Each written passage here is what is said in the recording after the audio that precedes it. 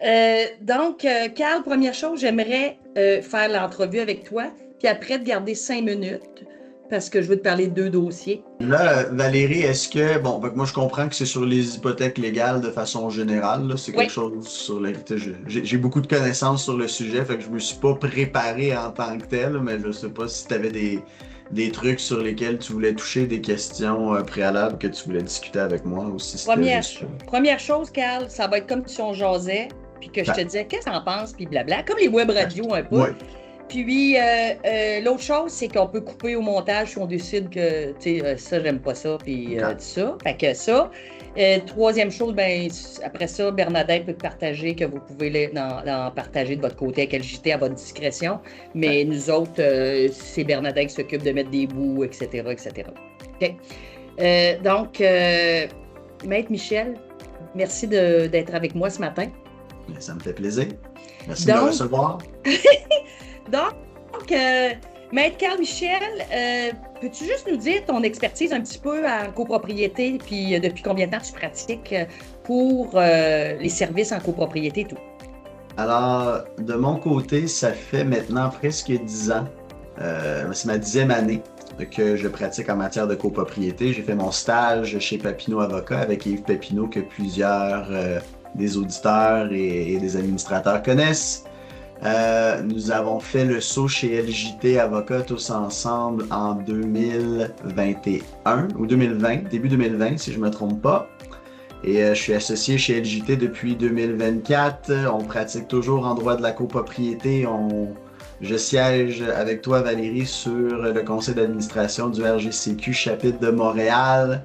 On contribue à plusieurs ouvrages. Évidemment, on donne notre bureau avec Maître Christine Gagnon. On organise et on contribue Oui, au développement récent en matière de copropriété qui est organisé par le barreau. Alors, on fait du droit immobilier de façon générale. On touche à plein de choses, mais notre pain et notre beurre, ce qu'on fait le plus souvent, c'est du droit de la copropriété. parfait. Puis, Carl, dans le droit de la copropriété, on va parler des mauvais payants. On va dire ça, des gens qui peuvent, pour X raisons, là, des fois, il y en a que, écoute, ces temps-ci, des grosses cotisations, il y en a, puis il y a des gens qui ne sont pas préparés à ça. Quand un syndicat a un compte à recevoir d'un ou des copropriétaires, ma première question, est-il obligé d'agir? Dans le sens, là, les administrateurs disent euh, lui, il ne nous paye pas. On lui a donné une chance, on y en donne jusqu'à quand? Qu'est-ce qu'on permet? Là, je te lance quelques Mhm. questions en rafale. On est obligé d'appliquer la déclaration des intérêts, les pénalités? Tu sais, comment qu'on commence? Si Oui. je veux être une bonne administratrice, puis je me dis, bon, Bernadin n'a pas payé ses charges, mais c'est mon ami, je fais-tu un passe-droit? Puis quelles sont les étapes à aller jusqu'au le gros processus en vente du contrôle de la justice, par exemple? Donc, plusieurs choses à déballer dans ta question. La première, la plus importante, est-ce que les membres du conseil ont l'obligation de faire appliquer la déclaration de copropriété? Oui, c'est écrit dans la liste des obligations et des devoirs des membres du conseil d'administration prévus à la déclaration de copropriété. On doit appliquer la déclaration. Donc, ce qui fait partie de la déclaration, c'est de recouvrir les charges communes qui sont dues par chacun des copropriétaires, s'assurer que tout le monde paye sa part. Cela étant dit, c'est certain que quand il existe des litiges, des situations difficiles où quelqu'un ne peut pas payer, le syndicat doit agir. Le syndicat, c'est une personne morale, ne peut agir que par l'entremise de ses administrateurs, mais en fait, ses organes décisionnels, donc le conseil d'administration et l'assemblée, mais pour tout ce qui concerne l'administration, la conservation de l'immeuble, c'est vraiment le conseil d'administration qui a cette juridiction-là. Est-ce que le conseil doit agir? Oui. Moi, je crois que en essayant de... Est-ce qu'on doit tout de suite aller de 0 à 100 et de passer de quelqu'un doit de l'argent, on publie tout de suite une hypothèque légale sur son unité? La réponse, c'est non. Évidemment, vous habitez tous ensemble, malgré que vous, à titre d'administrateur, si quelqu'un porte son chapeau d'administrateur, mais des fois, il l'enlève puis il est également copropriétaire. Ouais. Alors, on doit vivre avec ces gens-là, c'est nos voisins, c'est une petite communauté. Est-ce que la personne n'a pas payé parce qu'il passe à travers une situation difficile? Est-ce que la personne n'a pas payé parce qu'il a simplement oublié? Est-ce qu'il y a un NSF dans son compte puis il est tout simplement pas au courant? Il y a plein de circonstances qui peuvent expliquer pourquoi un copropriétaire ne paye pas. Ça ne change pas le fait qu'il doit payer comme tout le monde. Cela étant dit, est-ce qu'on peut essayer de trouver des solutions comme syndicat? D'autant plus, je dis que la situation, en fait, les démarches qu'on doit prendre peut varier selon le montant en jeu et aussi la nécessité d'entrer cet argent-là Bon point. dans l'encaisse du syndicat parce que si vous êtes seulement 4, il y a une cotisation spéciale qui est levée pour réparer le toit, mais là que la personne ait des difficultés financières et qu'il ne peut pas payer tout de suite, ça ne change pas le fait que le toit coule et il faut le réparer. Fait que s'il ne paye pas, on ne sera pas en mesure de réparer le toit, on va s'exposer à des risques et il faut assurer la pérennité de l'immeuble. Fait que ça, on n'a pas beaucoup de marge de manœuvre. Mais dans un syndicat où on est 300 copropriétaires, puis sur les 300, il y en a 2 qui ne payent pas, puis ils disent, écoute, je vais recevoir un bonus à ma job dans quelques mois, ou j'attends de l'argent de telle chose, je pourrais faire des paiements échelonnés sur une période plus longue. Est-ce que vous pouvez m'accommoder? Le conseil d'administration a évidemment la discrétion d'en arriver à une entente. Quand on a une situation litigieuse, quelqu'un doit de l'argent au syndicat, est-ce que le syndicat doit nécessairement appliquer à la lettre la déclaration de toutes les manières, en utilisant tous les outils à sa disposition? On peut le faire, mais on n'est pas obligé de le faire. Puis à sa discrétion, il peut décider, regarde, cette personne-là, on va attendre 1 mois ou 2 avant d'entamer le processus de recouvrement hypothécaire. On va permettre un paiement échelonné sur quelques mois de plus. On va attendre qu'ils reçoivent justement le chèque de telle personne ou qu'ils obtiennent le financement auprès de sa banque. Donc, on peut l'accommoder. Je pense que c'est bonne pratique de le faire, mais c'est important d'agir. De ne pas agir et de ne rien faire. Moi, je considère que d'avoir des discussions, que de convenir d'une entente, c'est une forme d'action. Alors, le syndicat, si le syndicat ne prend pas un recours judiciaire contre un copropriétaire qui n'a pas payé ses charges communes, je ne considère pas ça comme étant de l'inaction en tant que tel, tant qu'on a quelque chose qui est entendu entre les parties ou qui est mis en place pour éventuellement se faire payer. Carl, tu arrives avec un bon point. Parce qu'on va en reparler, je veux qu'on reparle de c'est quoi exactement le processus d'hypothèque légale, mais c'est un processus qui est long. Fait que si quelqu'un offre une entente de paiement qui a respect, on va dire ce que tu as dit, la personne dit dans 2 mois, j'ai une ristourne de mes paiements, mes placements ou des choses que quelqu'un me devait, c'est sûr que l'argent va rentrer au syndicat avant que l'hypothèque légale change quelque chose. Mais on va y revenir. Mais ce que je veux dire, c'est que des fois, comme tu dis, le conseil d'administration, il doit réagir. Mais s'il y a une entente de paiement, il y a eu une réaction qui a fait un suivi avec quelqu'un pour que ça arrive dans les coffres à un moment donné. Absolument. Puis souvent, ce que les administrateurs me répondent quand je leur dis que c'est correct de faire ça, puis qu'ils devraient envisager une solution négociée à l'amiable, ils me disent oui, mais là, s'il vend son unité et qu'on ne le sait pas, mais là, on va perdre l'hypothèque si on le publierait, mais ça protégerait notre créance. Puis ce que peut-être on divague un peu, mais ce que je réponds souvent, c'est que il y a l'article 1069 du Code civil dont les gens ne sont pas toujours au courant. Et cet article-là du Code civil prévoit que peu importe la manière que l'unité va changer de main, donc que ce soit par prise en paiement, que ce soit une vente de gré à gré, la créance au niveau des charges communes et les intérêts qui s'accumulent en lien avec les charges communes va suivre l'immeuble. Donc, c'est pour ça que quand quelqu'un vend, on reçoit généralement un courriel ou un formulaire du notaire qui nous dit « Hey, combien le vendeur doit-il à titre de charge commune, cotisation spéciale et intérêt? » Parce que lui, le notaire, il a l'obligation de protéger et le vendeur et l'acheteur. Fait que l'acheteur, du moment où si on vend puis on ne pose pas cette question-là et qu'il devient responsable des charges communes impayées du vendeur, mais le notaire a cette obligation-là de protéger son client. et généralement va retenir la somme qui est due pour le remettre à l'acheteur.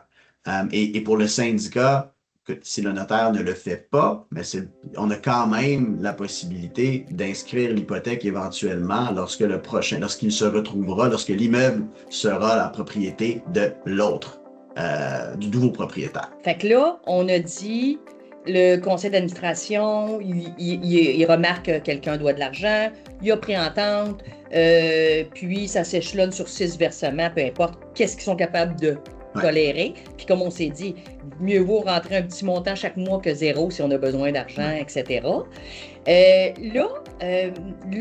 L'autre situation qu'on va vivre relativement souvent, c'est que pas de son, pas d'image. On a envoyé un courriel, on a envoyé peut-être une petite lettre à la porte, on a fait des petites démarches qui entament peut-être pas de frais.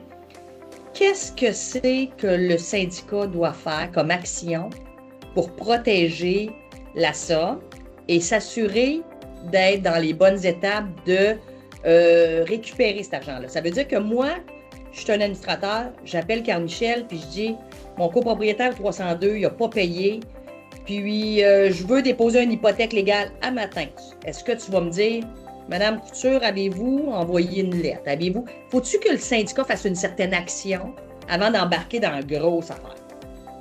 Oui, certainement. Puis c'est un problème qu'on voit souvent, surtout avec des plus petites copropriétés, où la première, encore, tu sais, pour publier une hypothèque légale en lien avec des arrérages de charges communes, encore faut-il que ces charges communes-là soient exigibles, qu'ils aient été adoptés correctement par le conseil d'administration, qui ait fait l'objet d'une consultation des copropriétaires dans le cadre d'une assemblée dûment convoquée. Donc, des fois, on dit oui, mais nous, on fait juste annoncer à tout le monde que c'est ce montant-là qu'ils doivent, on n'a pas tenu d'assemblée, puis ils n'ont pas payé, fait qu'on veut mettre une hypothèque légale. Moi, je dois malheureusement leur expliquer qu'il y a des étapes à suivre parce qu'on ne veut pas arriver au bout du rouleau. On est devant un juge et là, on se fait opposer le fait qu'après 2 ans d'attente puis qu'ils ne payent pas puis qu'on nous dit oui, mais vous ne l'avez pas. Est-ce que ça fait l'objet d'une consultation? Est-ce que vous avez envoyé un avis de cotisation? Donc, si on n'a pas accompli les étapes préalables, ça va faire échec à notre cours. Fait qu'il faut s'assurer qu'on prend qu'on entame nos démarches sur des bonnes bases. Mais Carl, ouais. Je m'excuse de t'interrompre, c'est trop important. Puis là, tu l'as bien dit, souvent dans les petits syndicats. Puis oui, pour reprendre ton mentor, Maître Papineau, qui dit toujours « consultez, faites un vote consultatif, etc. » On a des fois des syndicats qui se disent on s'est parlé dans le corridor, on a fait un vote par courriel. On a envoyé un sondage par courriel, le monde nous a dit oui puis non. Est-ce que ça permet de dire qu'on a tenu une consultation, puis qu'après on peut envoyer un avis de cotisation? Idéalement, on envoie un avis, mais ils peuvent arriver qu'ils ne l'envoient pas non plus et qu'ils demandent au monde de payer. Mais mettons qu'on consulte par courriel, puis le monde nous répond 3 sur 4 sont pour, on passe l'avis de cotisation. Parce qu'il se passe du n'importe quoi actuellement. Là.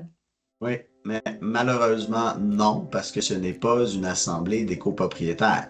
La loi prévoit qu'une assemblée doit être tenue pour consulter les copropriétaires sur la cotisation spéciale ou sur le budget prévisionnel. Alors, envoyer des échanges de courriels, ce n'est pas une assemblée des copropriétaires. Se parler dans le corridor, un après l'autre, ce n'est pas une assemblée des copropriétaires. Ce que je pourrais dire, c'est que, et ça marche, mais en fait, dans les plus petites copropriétés, encore une fois, ce qu'on pourrait faire, mais même dans les grandes, c'est juste plus difficile à exécuter, mais on peut procéder par résolution écrite. Si on a une résolution écrite de l'adoption du budget ou qu'il y a eu une consultation, en fait, ça c'est une très bonne question. En ce moment, je suis en train de réfléchir en temps réel et je ne suis même pas certain si une résolution écrite de tous les copropriétaires pourrait combler l'obligation de consulter les copropriétaires dans le cadre d'une assemblée. C'est une excellente question. En théorie, je pense que oui, parce que si tout le monde est d'accord, tout le monde a vu le budget, puis tout le monde dit, confirme être d'accord avec la consultation ou les informations qu'ils ont obtenues, je vois pas un problème. Fait que ça, c'est une façon de faire. Résolution écrite, généralement, ça peut remplacer une assemblée des copropriétaires. Mais l'autre manière de faire, que quelques gestionnaires, j'ai vu ça à quelques reprises récemment, et il convoque une assemblée, donc il y a un avis de convocation avec lequel on envoie un formulaire de procuration, mais un formulaire de procuration très précis avec justement un bulletin de vote d'intégrer. Alors, on dit, il y a une assemblée qui sera tenue à telle date, il y a un seul point à l'ordre du jour, c'est la consultation sur le budget ou c'est un vote pour adopter un règlement sur n'importe quoi, Airbnb, peu importe. Vous pouvez voter oui, non, vous abstenir. Si vous ne voulez pas vous présenter, envoyez cette procuration-là, donnez votre droit de vote à quelqu'un qui va voter selon ce que vous aviez explicitement prévu à la procuration. Fait que, ce qui arrive, c'est que si quelqu'un veut se présenter, il doit avoir la possibilité de se présenter, puis on doit tenir l'assemblée. Mais dans la majorité des cas, ce gestionnaire-là en particulier, mais il va accumuler toutes les procurations, il va s'asseoir, il va constater qu'il a le quorum, il est tout seul là, dans son bureau. J'ai le quorum, j'ai 100% des droits, des droits de vote des copropriétaires présents ou représentés, et il va comptabiliser, il va dire excellent, voici le résultat, préparer un procès verbal, l'envoyer à tout le monde, et c'est comme si une assemblée avait été validement tenue, c'est juste que personne ne s'est présenté et tout le monde a donné une procuration. Donc, si on est pour essayer de contourner ça, c'est la seule manière de le faire validement, mais les histoires d'échanges dans le corridor et de courriels échangés entre les copropriétaires, ça malheureusement, c'est pas suffisant et ça ne fonctionne pas. Donc là, Carl, on a dit les administrateurs, est-ce qu'ils doivent, dans la déclaration, il y a des intérêts, des pénalités qui sont prévues, parce que je me fais toujours un petit peu la personne qui est pas conciliante à l'Assemblée, par exemple. Il y a des comptes à recevoir. Monsieur le Président, pouvez-vous nous confirmer que le Conseil a appliqué les intérêts et les pénalités? Mettons que la situation, le conseil d'administration juge que ça va bien, il n'y a pas de chicane, on part avec ça, et il décide que la personne qui a vraiment de la peine à payer, qui prend une entente de paiement, ben, ils vont décider de pas appliquer l'intérêt. Est-ce que c'est justifiable devant l'Assemblée des copropriétaires? Absolument, parce qu'au final, du moment où il y a un litige, que ce soit avec un copropriétaire par rapport à ses charges communes, que ce soit avec un fournisseur de services, que ce soit avec n'importe qui, un entrepreneur qui a fait des travaux, on peut s'entendre sur les modalités d'un règlement. Et évidemment, quand on règle, c'est pour éviter tous les tracas d'un procès puis les démarches judiciaires qu'on va devoir prendre le cas échéant, que ce soit aux petites créances ou que ce soit devant la Cour supérieure. Quand c'est devant la Cour supérieure, il y a des frais d'avocat, évidemment, qu'on veut éviter. Oui. Mais même aux petites créances, on doit envoyer le gestionnaire, on doit mobiliser le gestionnaire, on doit mobiliser des membres du conseil d'administration pour aller passer la journée à la cour, pour préparer la documentation, passer la journée à la cour. Peut-être qu'on a payé l'avocat pour préparer la documentation, pour nous donner quelque chose d'un peu plus clé en main.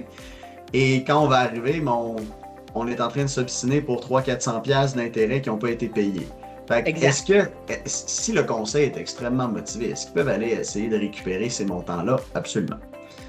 Est-ce qu'ils ont l'obligation de le faire? Non. Et est-ce qu'ils peuvent, dans la mesure où un copropriétaire paye les montants qui sont dus de titre de charge commune ou une portion, peu importe, dépendamment du débat et de la complexité de l'affaire, dire, mais nous, on va exiger que vous payez les intérêts, mais les honoraires d'avocat, c'est une clause de recouvrement, on va les couper à moitié. Si vous payez les frais d'avocat, on va enlever les intérêts. C'est vraiment à la discrétion du conseil d'administration qui doit prendre une décision dans l'intérêt de la collectivité des copropriétaires. Évidemment, on veut en récupérer le plus possible. On veut s'assurer que tout le monde paye sa part. Mais au final, les intérêts, c'est pas comme une pénalité, là. On vient dissuader les copropriétaires de ne pas payer à temps en leur imposant des pénalités lorsque ils ne payent pas. Donc, pour moi, c'est très fréquent, puis c'est tout à fait possible de s'entendre avec un copropriétaire et de choisir de ne pas imposer les intérêts dans le cadre d'une entente. Mais, Carl, là, on a dit, OK, peut-être qu'on a parlé dans le corridor, tout ça. Quand on veut déposer une hypothèque légale, est-ce qu'une mise en demeure s'impose obligatoirement? Puis là, tu peux peut-être nous dire exactement, on a fait ce qu'on avait à faire gentiment. À partir du moment où on veut légaliser le processus, ça commence par quoi? Oui. Puis ça finit par quoi? Ça peut prendre combien de temps un processus comme ça? En fait, ce qu'il faut comprendre d'entrée de jeu, c'est qu'il n'y a pas d'obligation d'envoyer une mise en demeure pour publier une hypothèque légale du syndicat des copropriétaires. Ce n'est pas une étape préalable requise par la loi, là, un prérequis. On peut, du moment où le copropriétaire n'a pas payé depuis plus de 30 jours ses charges communes, tout de suite aller de l'avant et publier un avis d'hypothèque sur sa fraction. Cela étant dit, pour avoir lu énormément de jugements, pour avoir fait assez des recours hypothécaires en matière de copropriété, je peux vous dire que les juges apprécient de voir qu'on a avisé au préalable le copropriétaire qu'il est au courant. Mais si on l'a avisé plein de fois puis il ne nous répond pas, comme dans l'exemple que tu donnais plus tôt, que c'est silence radio, mais là, des fois, on n'a pas le choix d'agir. Tout de suite à l'étape de l'hypothèque, alors qu'ils n'ont pas encore envoyé d'avis au copropriétaire et on me dit, oui, mais c'est à lui de savoir qu'est-ce qu'il est supposé de payer, on lui a envoyé l'avis de cotisation.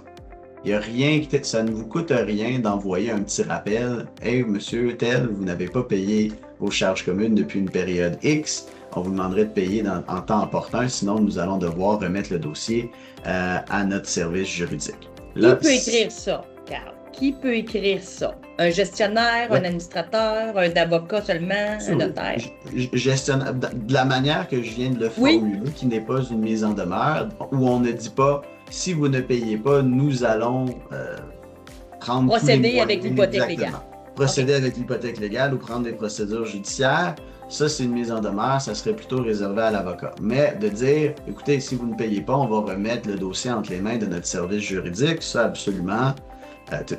C'est comme un peu la même, une façon différente de dire la même chose, mais au final, il va comprendre, puis ça nous sert de démonstration devant les tribunaux que, regardez, on a donné la chance au coureur, il a reçu l'avis de cotisation, on lui a envoyé un autre avis alors qu'il était en défaut, il nous a toujours pas répondu, et ensuite, moi, est-ce qu'on peut sauter la prochaine étape ou non? Moi, je préfère la réaliser, mais il y a certains syndicats qui veulent aller tout de suite après l'avis, d'aller tout de suite à l'hypothèque légale. Moi, je préfère envoyer une mise en demeure de notre bureau pour justement que le copropriétaire voit que c'est sérieux, qu'il va y avoir une hypothèque légale de publier le cas échéant, qu'on impose des pénalités, parce que la plupart aujourd'hui, on va se le dire, la plupart des copropriétés ont une clause pénale visant le recouvrement des honoraires extrajudiciaires. Et du moment où on explique tout ça et ça vient d'un avocat, je peux vous dire que les résultats sont bons là, en termes de paiement suite à cette étape-là. Avant qu'on se rende à l'hypothèque légale, j'ai un bon taux de succès et je suggère à tout le monde de le faire. Et c'est une étape de plus. Là. Ça démontre au tribunal qu'il y a une certaine gradation des conséquences. D'autant plus si on veut récupérer éventuellement les frais d'avocat. Si on commence tout de suite par l'hypothèque légale préavis d'exercice, on vient de dépenser 1 200 $ par exemple pour recouvrir un montant et le copropriétaire il dit « Ouais, mais si vous m'aviez juste envoyé un courriel où je vous aurais payé, je n'étais pas au courant ou je ne le savais pas ou mes courriels ne rentraient pas ou peu importe. » Mais là, le tribunal il va peut-être dire « Oui, regardez, je vais vous donner ce que vous me demandez, mais vos honoraires, vous allez les payer parce qu'il n'y a pas eu une gradation des conséquences, puis c'était évitable, ces frais-là, et c'est un choix que le syndicat a fait. Oui, j'aime bien quand tu précises, puis, tu sais, ça revient des fois avec, je vais te laisser continuer sur le processus d'hypothèque légale, mais il faut que ça fasse du sens. Oui. En partant, parce que si, comme syndicat, tu fais juste dire, ah non, c'est ça qui est écrit, puis il va payer ou elle va payer, bien, des fois, ça tu arrives au bout, puis la personne peut avoir, le juge peut dire, ça ne fait pas de sens ce que vous avez mis en place rapidement. OK. Fait que là, tu as dit, mise en demeure fortement conseillée pour débuter. Bon, l'hypothèque légale... À ce moment-là, on est comme à une fourche. Là, il faut décider, est-ce qu'on va avec l'hypothèque légale, puis on commence le processus de recouvrement hypothécaire, ou l'autre voie peut prendre, c'est un recours aux petites créances, en recouvrement pur. Oui. Oui. Et il y a quelques jugements qui sont sortis récemment où certains avocats, certains syndicats se sont fait taper sur les doigts parce que il y a un principe en droit, en vertu du Code de procédure civile, la proportionnalité de notre recours.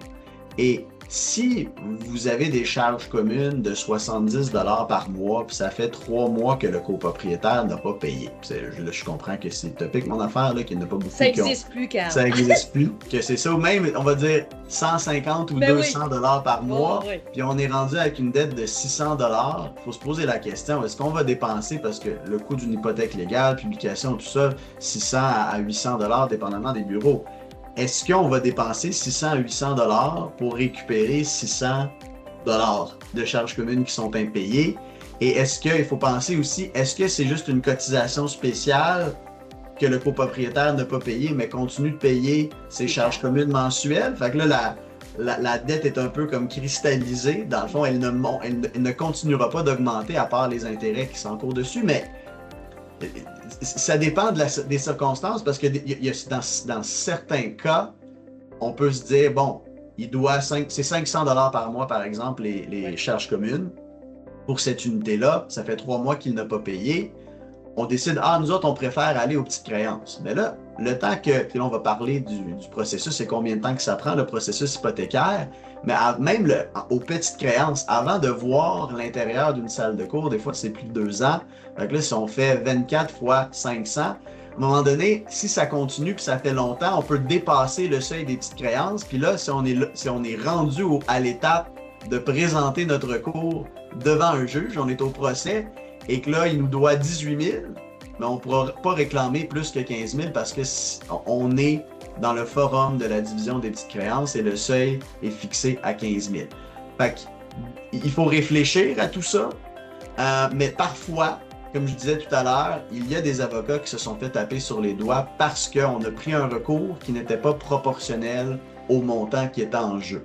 Alors, c'est un pensez-y bien. Si c'est des centaines de dollars, quelques milliers de dollars, peut-être qu'on est mieux de prendre la voie des petites créances si on n'anticipe pas que ça va monter et dépasser éventuellement le seuil des petites créances. Mais sinon, on peut prendre l'autre voie qui est justement le recouvrement hypothécaire qui commence par la publication d'une hypothèque légale. Parfait. Donc, le bémol que tu as fait pour les petites créances, c'est comme si vous décidez d'aller inscrire un dossier là, c'est que faites fois 24 la somme mensuelle qui ne rentre pas dans le worst case scénario et si vous allez savoir si vous pouvez ou vous devez changer de stratégie justement. Au moins, et ça n'inclut pas les charges communes, les augmentations des frais qui peuvent avoir lieu. Il y a plein de choses qui peuvent arriver en cours de route. Moi, j'ai certains syndicats qui viennent me voir, puis le montant est à 6 000 aujourd'hui, ben ça fait quasiment 3 ans, puis là, ils sont à veille d'être prescrits, fait qu'ils veulent prendre un recours tout de suite. Mais là, l'année suivante, on l'anticipait pas, mais il faut demander une cotisation spéciale pour la toiture. Monsieur ne paye pas. Là, ça l'augmente à plus de 15 000 en claquant des doigts, et tout à coup, on réalise, après tout ce temps, toute cette énergie dépensée dans le recours aux petites créances, on n'est pas à la bonne place. Alors, c'est un pensez-y bien, mais quand même, moi je pense à l'exemple où, puis il y a un jugement sur une situation semblable où c'était une cotisation spéciale de 500 $, mais monsieur continuait à payer ses charges communes mensuelles. C'était 500 $ qu'il devait, puis on a pris une hypothèque légale, un préavis d'exercice, et on a passé à travers tout le processus en dépensant de l'argent qu'on lui réclamait pour 500 $. Ouais. Il doit le payer, le 500 $. Le juge reconnaît, oui, monsieur, il doit. Puis vous avez le droit de vouloir le récupérer. Vous avez l'obligation de le faire. À un moment donné, il faut réfléchir, il faut utiliser le gros bon sens, puis se dire, est-ce qu'on va dépenser et réclamer des milliers de dollars à quelqu'un qui doit 500 $? On va l'octroyer, le 500, mais si on veut récupérer les honoraires extrajudiciaires, puis généralement, on se sent, les syndicats qui bénéficient d'une telle clause dans leur déclaration se sentent invincibles, comme si, bon, mais nous, on peut, du moment où quelqu'un ne respecte pas, mais nous, on la fait respecter. C'est une clause claire qui n'est pas respectée par le copropriétaire fautif, et nous, on va pouvoir tout récupérer. Il faut se rappeler que le juge, en vertu de 1623 du Code civil, a toujours le pouvoir de venir mitiger les dommages et de les réduire, et de réduire les pénalités qu'on recherche à obtenir s'il estime qu'elles sont abusées. OK. Fait que des taux d'intérêt qui montent en fou sur justement 500 $ par exemple, des choses comme ça, ou taux d'intérêt, pénalité sur la pénalité de la pénalité. Oui. La triple Oui. imposition aussi, des fois, c'est les intérêts et les frais NSF et c'est une pénalité de 100 $ pour à chaque fois qu'ils ne payent pas. C'est ça. Il y a des jugements encore. Ça vient des petites créances, ces jugements-là, donc ça vaut ce que ça vaut. Ce n'est pas ça ne constitue pas un précédent jurisprudentiel, mais c'est quand même des juges qui les rendent ces décisions-là et leur raisonnement est généralement très intéressant. Il y a un juge qui a dit, écoutez, vous pouvez imposer des pénalités ou des intérêts et ou des frais NSF, mais le but, c'est pas de vous enrichir puis de triple pénaliser le copropriétaire. Fait qu'essentiellement, il en a choisi un des trois puis il a dit que c'est lui que vous pouvez imposer. OK. C'est un pensez-y bien ça aussi. De ne pas être choisissez un des trois, imposez ça, mais poussez pas votre chance. OK, c'est ça. OK. Fait que là, on a décidé de ne pas aller aux petites créances parce que notre dossier se rendrait probablement trop élevé, peut-être pour ça. Donc, on appelle Carl Michel, on lui dit qu'on a un de nos copropriétaires qui n'a pas payé, puis etc. Comment ça marche? Qu'est-ce qu'il doit t'envoyer? Qu'est-ce que le syndicat doit prouver? Puis toi, comment tu enclenches? Puis c'est quoi les délais? Moi, je commence par poser les bonnes questions en lien avec le processus préalable. L'Assemblée des copropriétaires, elle a été tenue. Est-ce que vous avez envoyé un avis de cotisation? Est-ce que vous avez envoyé l'avis, etc. Fait que je vérifie tout ça avec le conseil d'administration. Ensuite, ce que j'ai besoin, c'est un état de compte à jour, avec les intérêts généralement, avec le calcul validé là, auprès de ce qui est prévu dans votre déclaration de copropriété.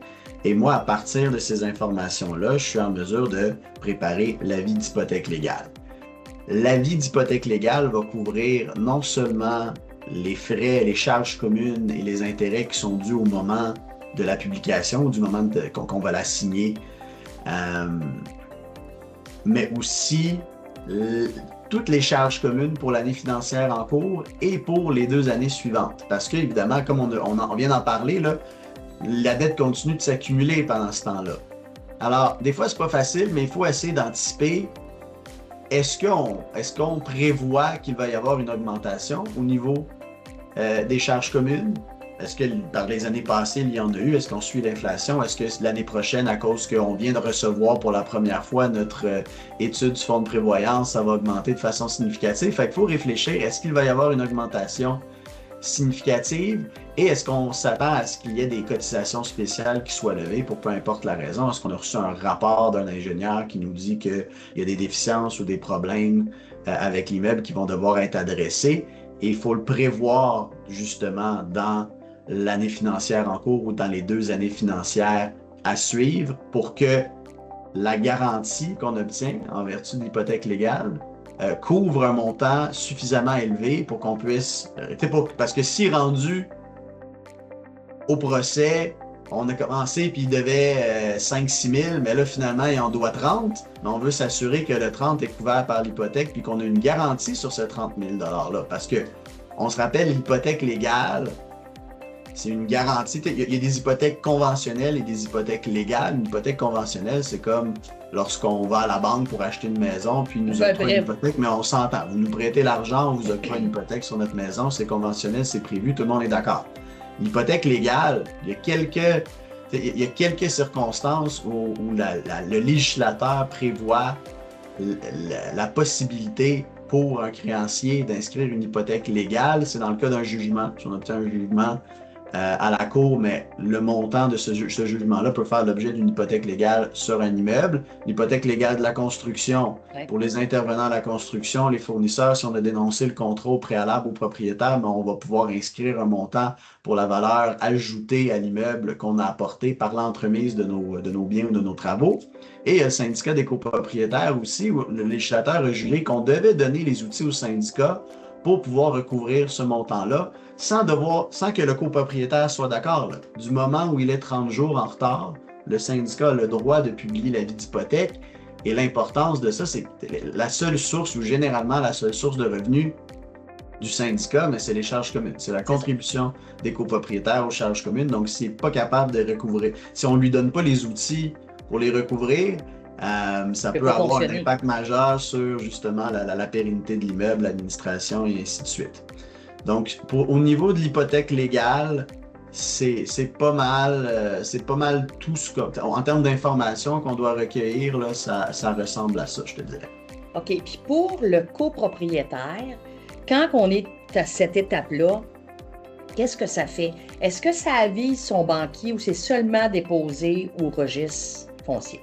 C'est seulement déposé. En fait, c'est publié au registre foncier, mais généralement, je vous dirais, nous, ce n'est pas automatique que sa banque va être avisée, mais généralement, et pas mal tout le temps, les banques vont publier un avis d'adresse au registre foncier. Fait que sur l'immeuble, si jamais il y a d'autres choses qui est publiées, d'autres inscriptions sur l'immeuble sur lequel la banque, a une garantie, apparaît, mais ils sont avisés tout de suite. Et nous, généralement, quand on publie un avis d'hypothèque légale, on publie également un avis d'adresse parce qu'on veut savoir si jamais, par exemple, il y a une vente pour taxe qui s'en vient parce que la personne ne paye pas ses impôts fonciers, mais on veut le savoir parce qu'on va peut-être agir là, différemment ou on va peut-être essayer de...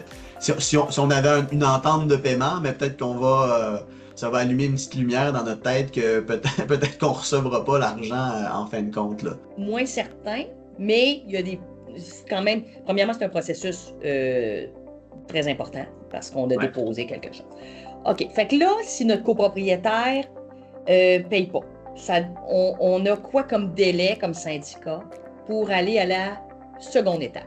En fait, c'est du moment où l'hypothèque légale est publiée, on peut tout de suite sauter à la prochaine étape. Puis en fait, l'hypothèque légale, le débiteur lui-même ne sera pas nécessairement avisé, à moins qu'on l'avise, puis qu'on lui envoie une copie. Puis des fois, stratégiquement, si on n'a pas passé à l'étape de la mise en demeure, puis le syndicat a tout de suite voulu aller à l'hypothèque, des fois, on l'inverse, puis on envoie une lettre par la suite en avisant le copropriétaire, regardez, vous avez reçu des avis à telle date, vous refusez ou vous omettez ou vous refusez de payer, une hypothèque légale a été inscrite, en voici une copie, on va vous réclamer les frais reliés à ça, et si vous ne payez pas dans les 5 jours, nous allons passer à la prochaine étape qui est l'inscription d'un préavis d'exercice. Ça, c'est possible, c'est comme on inverse la mise en demeure, à la place de la faire avant, on la fait après, puis l'hypothèque protège évidemment, garantit la créance du syndicat de cette manière-là. Parce que, Carl, si tu permets un petit commentaire, c'est si je ne l'ai pas informé, puis on dépose une hypothèque légale et on ne l'informe pas, ben on ne le fera pas avancer. On ne le fera pas avancer, mais généralement, l'autre possibilité, si on a déjà envoyé la mise en demeure préalablement à l'inscription de l'avis d'hypothèque, on publie l'avis d'hypothèque et dès le lendemain, du moment où c'est publié qu'on a le numéro d'enregistrement, on peut procéder à la prochaine étape qui est la publication. Mais en fait, le préavis d'exercice, la particularité, c'est qu'il doit être signifié au débiteur avant d'être publié. Fait que lui, il va recevoir chez lui le préavis d'exercice par huissier avant qu'on puisse le publier. Donc là, s'il n'était pas au courant, il va être au courant. Okay. Et généralement, ceux qui n'ont pas payé au stade de la mise en demeure, je vous dirais que 90% vont payer au moment de recevoir un huissier chez eux avec un préavis à l'effet que, parce que dans le fond, le préavis d'exercice, pour les auditeurs qui ne le savent pas, qu'est-ce que c'est? C'est un préavis qu'on va exercer un des droits hypothécaires qui s'offrent à nous. Là, on est un créancier hypothécaire, on a publié un avis d'hypothèque, il y a plusieurs droits hypothécaires qui s'offrent à nous. Généralement, ce qu'on va prévoir comme recours hypothécaire, c'est la vente sous contrôle de justice, qui veut dire qu'on va demander éventuellement à un juge d'ordonner ou de déclarer que l'unité ou la fraction de copropriété puisse être vendue par l'entremise d'un huissier et d'un courtier et que, évidemment, on va passer à travers l'ordre de colocation, donc la banque va se faire payer, le syndicat qui est prioritaire va se faire payer, tous les autres créanciers vont se faire payer et ensuite le reliquat, ce qui reste, va aller au copropriétaire, exactement. Donc, c'est préférable pour le copropriétaire. Je pense que généralement, c'est le recours qu'on va préconiser parce que le seul autre qui serait possible, c'est la prise en paiement. Mais la prise en paiement, de dire, monsieur nous doit 5 000 $, nous allons prendre en paiement. Et quand on prend en paiement, ça veut dire que l'unité nous appartient maintenant. Là. Fait qu'on prend l'unité en échange d'une dette de 5 000 $. Ça vaut pas la même chose. Oui, pour un syndicat, une prise en paiement. Deux fois dans des circonstances où il y avait un copropriétaire et on attendait que justement les membres de sa famille, que quelqu'un, un liquidateur, quelqu'un vienne justement parler au syndicat pour lui dire ou qu'il y a une vente de l'unité là, où on aurait pu par l'entremise du notaire dire voici ce qui est dû. Il y avait un montant significatif qui était en souffrance, comme 45 000. Il y avait des cotisations spéciales importantes qui avaient été levées et sur une période de 2 ans, personne ne s'est manifesté. Aucun liquidateur testamentaire, personne. Alors, à un certain moment donné, le syndicat s'est dit, bon, mais qu'est-ce qu'on fait avec ça? On avait parlé au gouvernement, ils ont dit, mais écoutez, vous faites ce que vous voulez, puis faites ce que vous avez à faire, mais nous, on n'est pas intéressés de prendre ça. Alors, le syndicat s'est dit, en mettant le ministère de la Justice, pas le ministère des Finances, je crois, mais peu importe, en mettant les instances gouvernementales appropriées en cause, on a envoyé ou signifié à la dernière adresse connue du défunt, qui est son unité, le préavis d'exercice. C'était un préavis d'exercice en prise en paiement et on a obtenu un jugement par défaut parce que personne n'a comparu. Et finalement, le juge a octroyé au syndicat le droit de prendre l'unité qui appartient maintenant au syndicat, que le syndicat peut louer, peut vendre, peut utiliser pour un concierge résident, peu importe ce qu'il veut faire avec, ça lui appartient. C'est un actif qui vaut plusieurs centaines de milliers de dollars et qu'il a acquis en échange d'une dette de 45 000. Donc, c'est une situation très particulière. Évidemment, ça n'arrive pas tous les jours. Moi, j'ai vu ça une fois, puis peut-être une deuxième fois bientôt, mais en général, on passe par la vente du contrôle de justice. Oui, mais sur ça, j'ai un petit commentaire. Je pense qu'on risque de voir ça un petit peu plus souvent, dans le sens où on a des personnes seules qui ont vieilli, puis tout ça, parce qu'effectivement.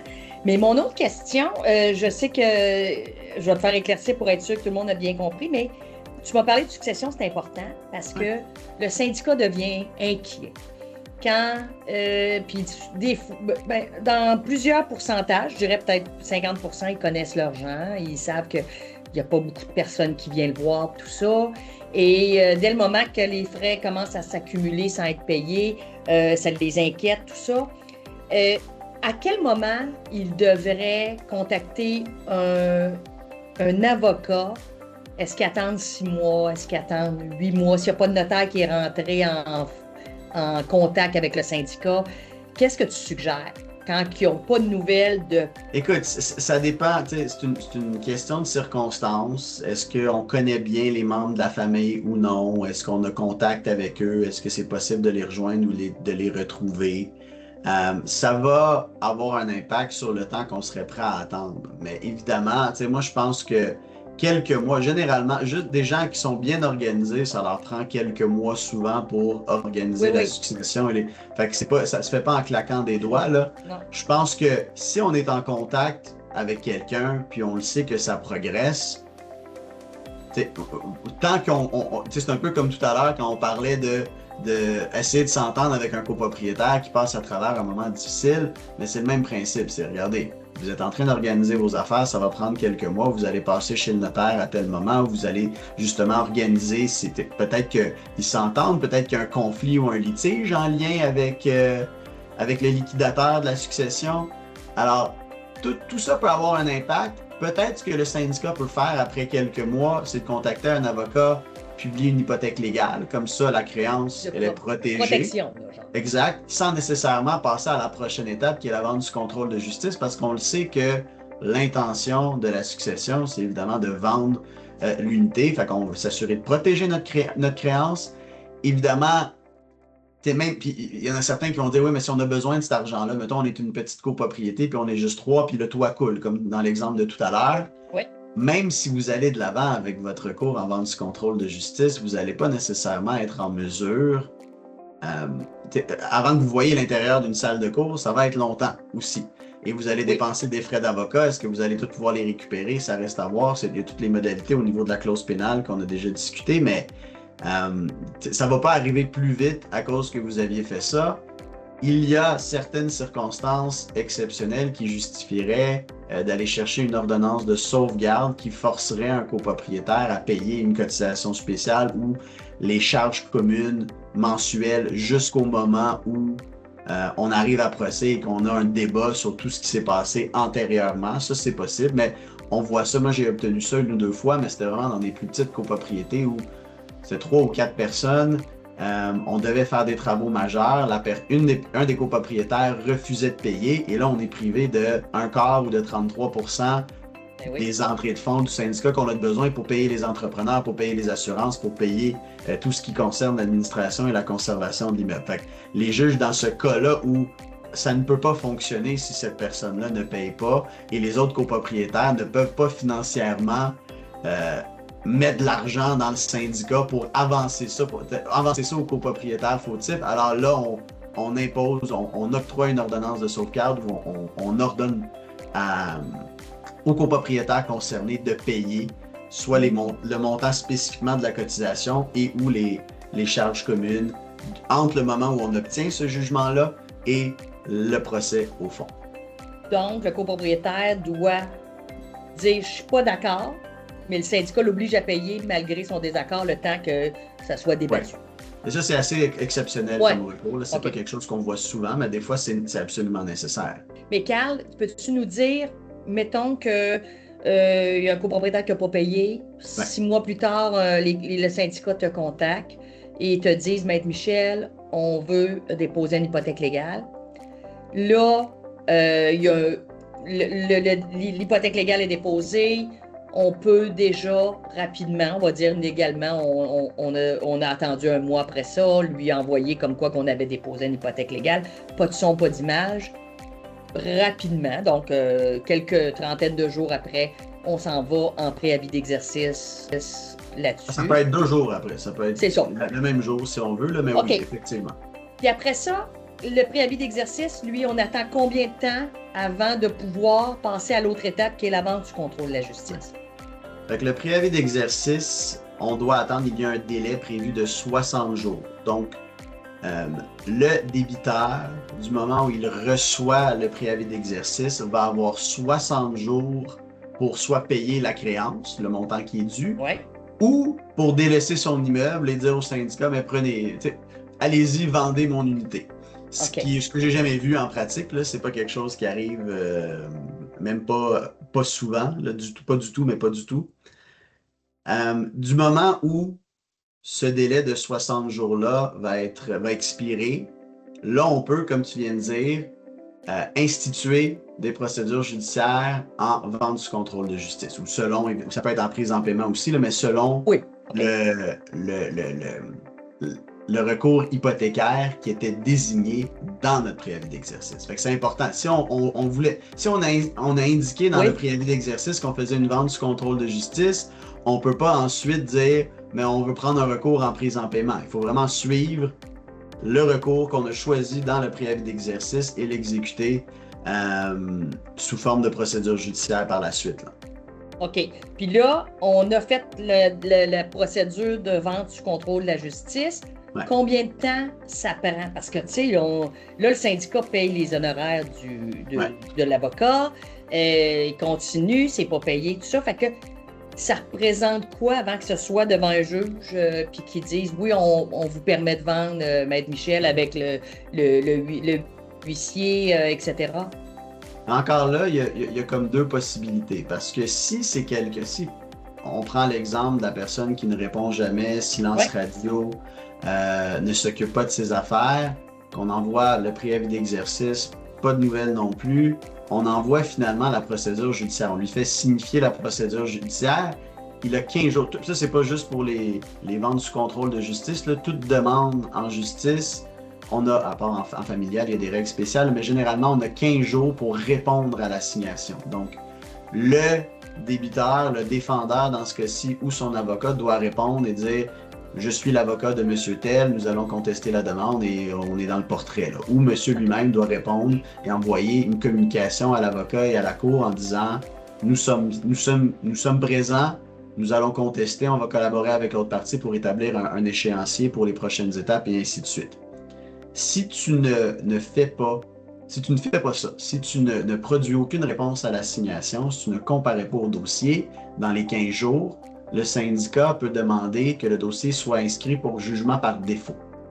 Ça veut dire que vous n'avez pas répondu à l'assignation, vous avez toute ma preuve, on va envoyer ça au département des jugements au palais de justice et ça va être révisé par un greffier spécial et potentiellement un juge qui va nous demander potentiellement d'autres documents, d'autres déclarations sous serment par rapport aux honoraires qu'on réclame et ainsi de suite, mais va faire certaines vérifications, mais éventuellement va rendre un jugement par défaut, où l'autre partie n'a pas eu la chance d'être entendue parce qu'il n'a pas manifesté son intérêt ou son désir de participer à l'instance.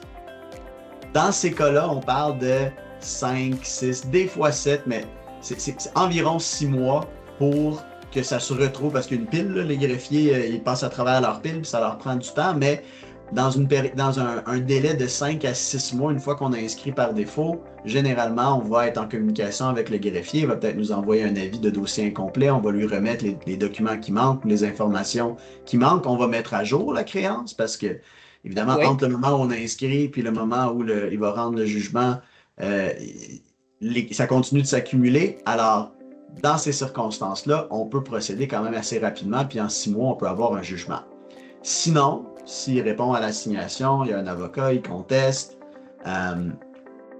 Comme toute démarche judiciaire, toute instance judiciaire, il y a une période de 6 mois pour mettre le dossier en état. Fait que quand on dit une période de 6 mois pour mettre le dossier en état, par mise en état, on veut dire que les interrogatoires préalables ont été tenus, les expertises, mais dans ce cas-ci, il n'y a pas d'expertise, mais s'il y a des expertises, le cas échéant, qu'ils ont été envoyées, produites, etc., que toutes les demandes incidentes en rejet, en précision, tout ce qu'on pourrait s'imaginer comme demande incidente a été présenté et plaidé, et que la preuve elle est complète, et que au bout du 6 mois, le dossier il est prêt à être entendu par un juge et on va demander d'être porté au rôle provisoire. Et au rôle provisoire, essentiellement, c'est devant le greffier où on va convenir avec les parties d'une date pour le procès. Alors, tout ce processus-là, s'il est fait dans les délais les plus courts possibles, on parle de 6 mois pour mettre le dossier en état, après ça, quelques mois, une fois qu'on produit la déclaration commune pour inscription, là, on attend encore quelques mois pour être porté au rôle provisoire, puis une fois qu'on est au rôle provisoire, là, ils vont nous proposer des dates, et les dates vont être dans 1 an et demi, parfois 2 ans, là. Donc, le processus complet peut prendre beaucoup de temps. Évidemment, on continue d'encourir des intérêts pendant cette période. Là, si le copropriétaire ne paye pas, généralement, si vous avez une clause de recouvrement, c'est le copropriétaire qui va payer ultimement pour les honoraires extrajudiciaires et les débours, les frais de timbre, huissier, etc.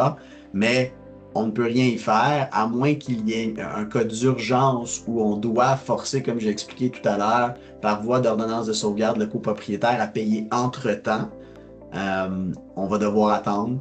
Et comme je l'expliquais, des fois, attendre le tour, ça peut prendre 2 ans, 2 ans et demi, là, pour que le processus au complet, du moment où on introduit la demande, au moment où on est entendu et qu'un jugement est rendu, ça peut prendre quelques années. Il y a des anecdotes. Moi, je trouve que celui du copropriétaire qui a décédé et qu'on a pris en paiement son unité, ça, c'était assez particulier. Je vous dirais, ça, c'est l'anecdote que je compte le plus souvent parce que c'est quand même quelque chose qu'on ne voit pas arriver très souvent. Anecdote.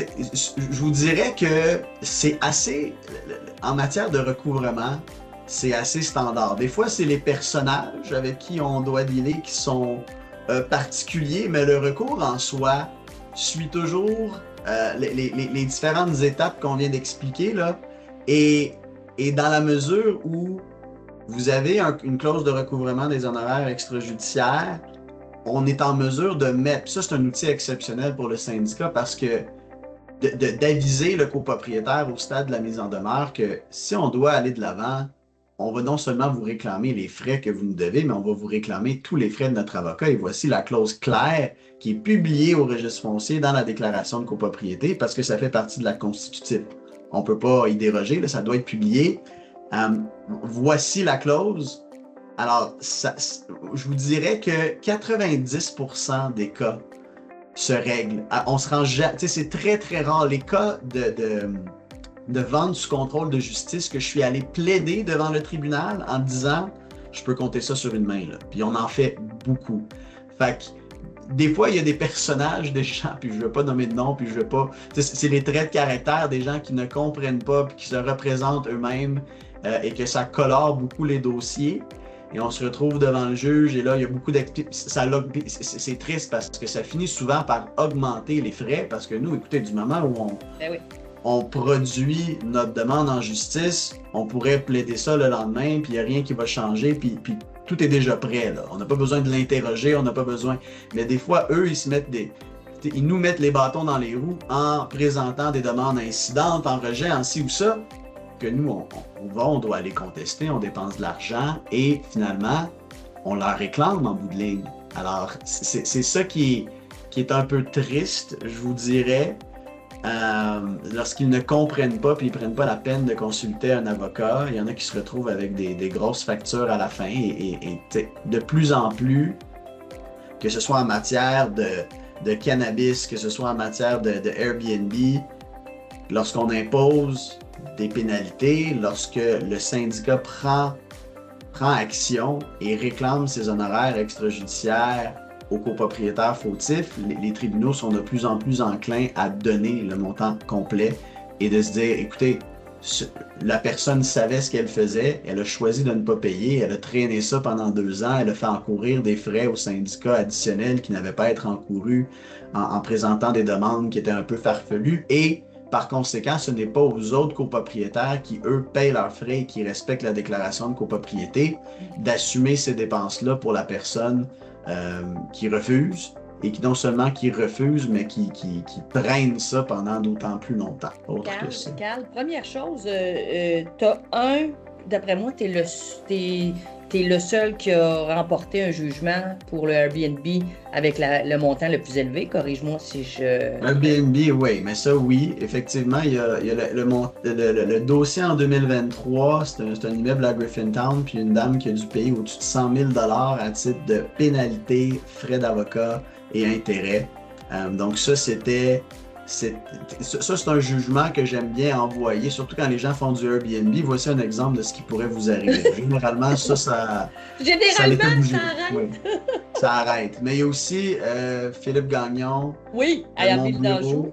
Je pense que c'était à l'île des Sœurs, si je ne me trompe pas, qui a obtenu un jugement pour quelqu'un qui fumait du cannabis et qui ne respectait pas la déclaration de copropriété. Encore une fois, lui...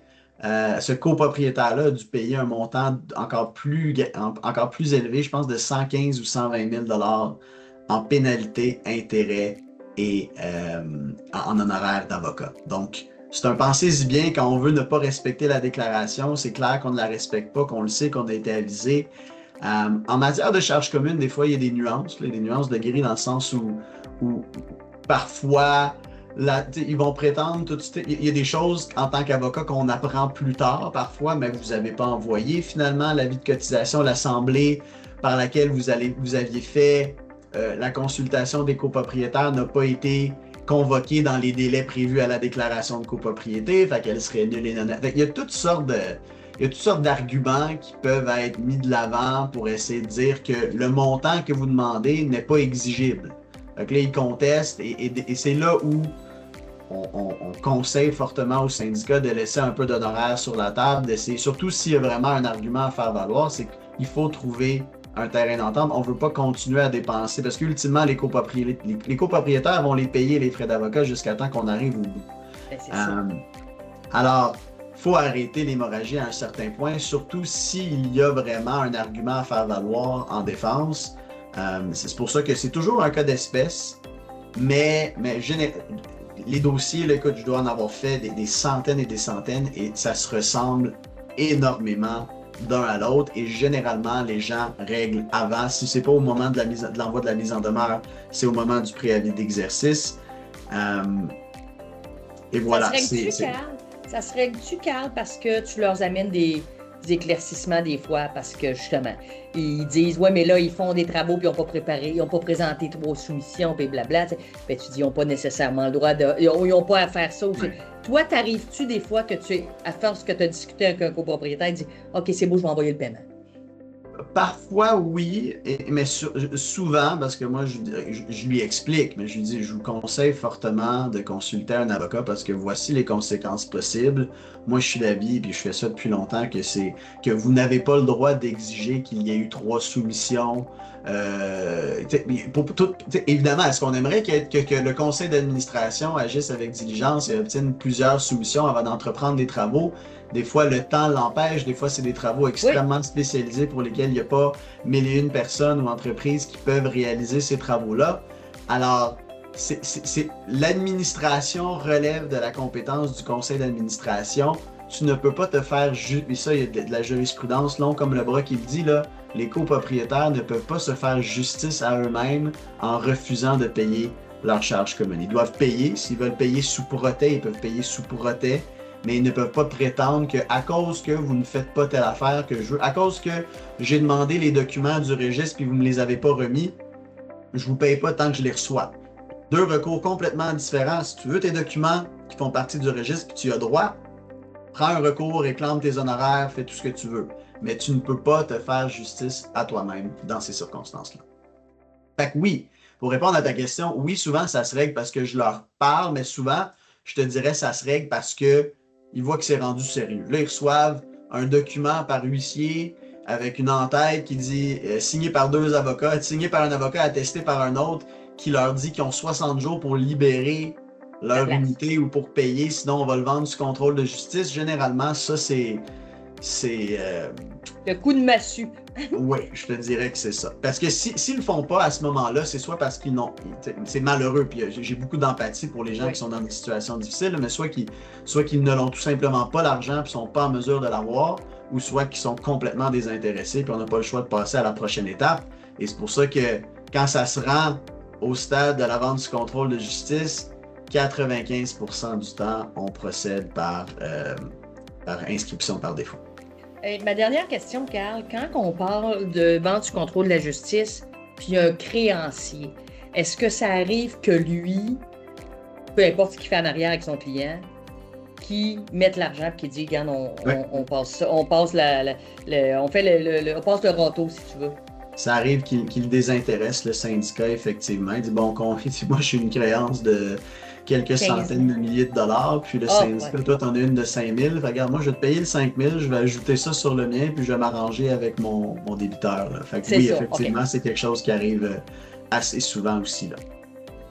OK. Merci beaucoup, Carl, pour ton temps. Je te garderai 5 minutes après pour jaser de 2 dossiers que je veux te parler.